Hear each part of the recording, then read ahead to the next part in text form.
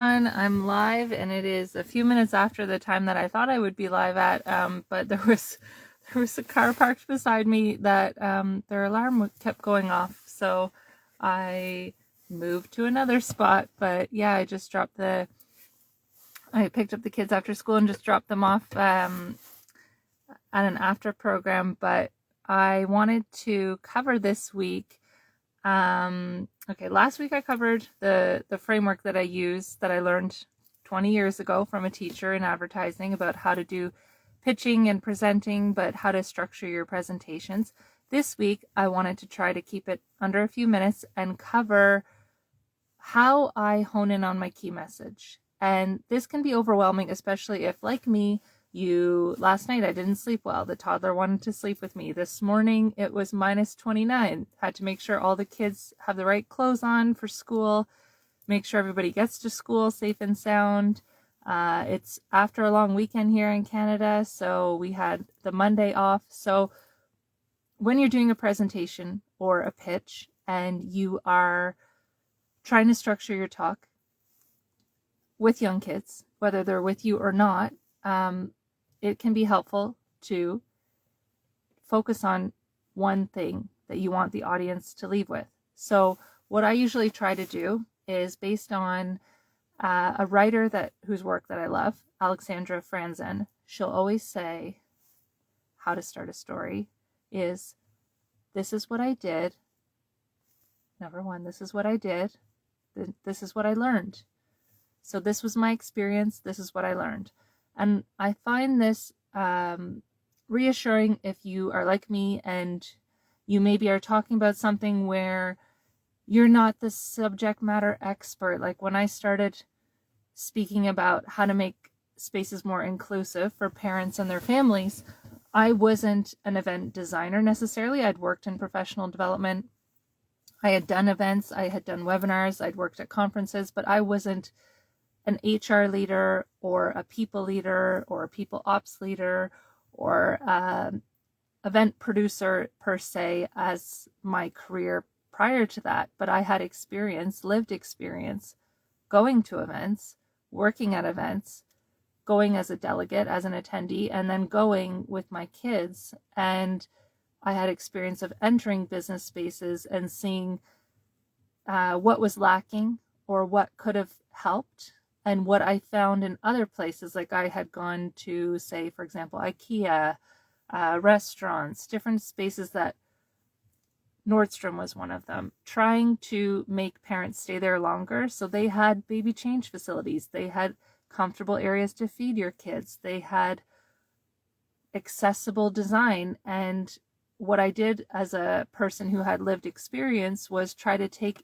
elements from my experience entering those spaces with kids and recommend to creatives and event professionals and decision makers who are producing these things recommendations based on my lived experiences. So don't think that you have to be necessarily a subject matter expert in what you're sharing, but the way that you'll want to approach it, I think that is most beneficial to your audience. And even when you're pitching to do a talk or you're applying to be a guest speaker, they will want to know, what are you speaking about? What are the key points that you're going to speak about? What's the audience going to take away from it? And usually they'll want a title of your talk in advance. So if you aren't sure what your title is going to be yet, or you haven't maybe fleshed out your speaking engagement, or you haven't done the slides yet, or you're just trying to see if there's audiences interested in this topic, you can pitch it as almost like a headline, like you would do writing an article. Maybe it's because I had a background in journalism that this stuff didn't bother me, but I would approach it as like under, I don't know if it was under 30 characters or 50 characters, but it was like, what is the audience going to learn? What did I learn? How can I help people? So what is the audience going to learn by listening to this? And what are they going to leave with? And from there, I would have my key topics or my key things related to that. So for example, I've spoken about doing a DIY podcast. And I've said, by the end of this session, you're going to learn more about podcasting.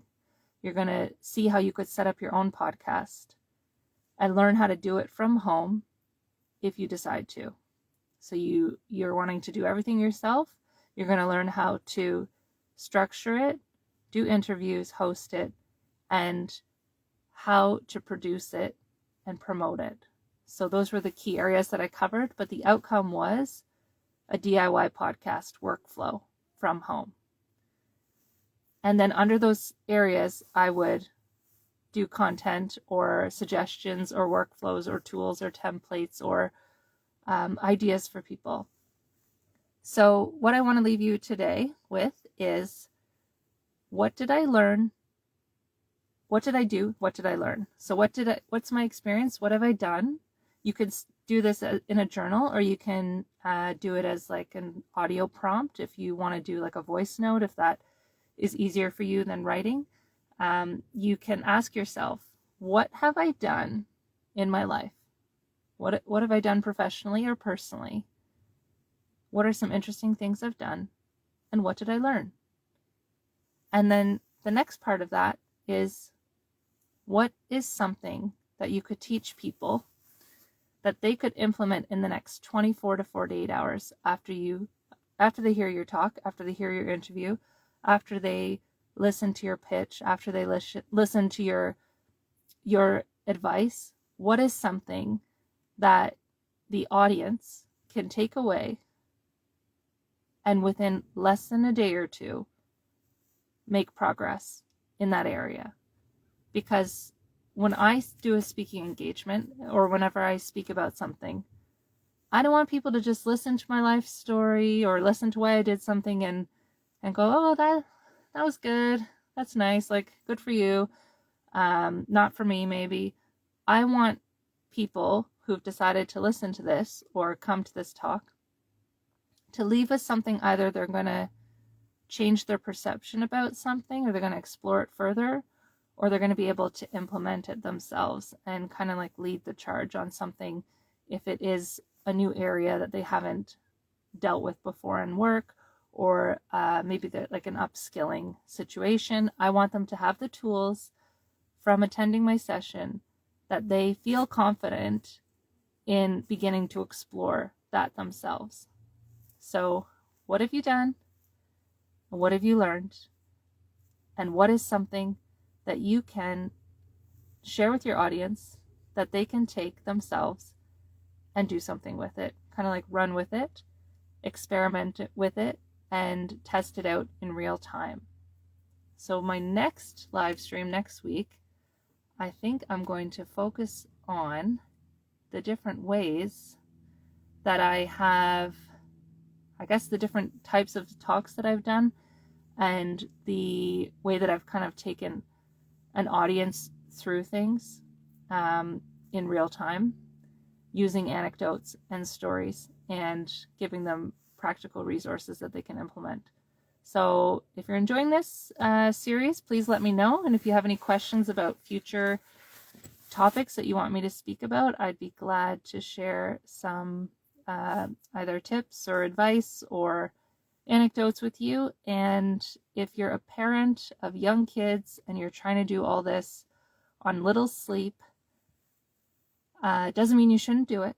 It just means that you should keep it simple and make it easy for yourself to remember, and focus on the core benefit that you want people to have from listening to your talk. What is the call to action or the challenge or the thing that you want them to think about after listening to your presentation, to your pitch, to your interview? What do you want to leave them with? And it can be as simple as, this is what I did, this is what I learned, and this is how I think you can try it, or this is how I think it can help you. So I hope all that lands for you, and I want to thank you for listening if you're watching this as a replay. And cheering you on with your next big speaking engagement or pitch that you decide to make. Take care.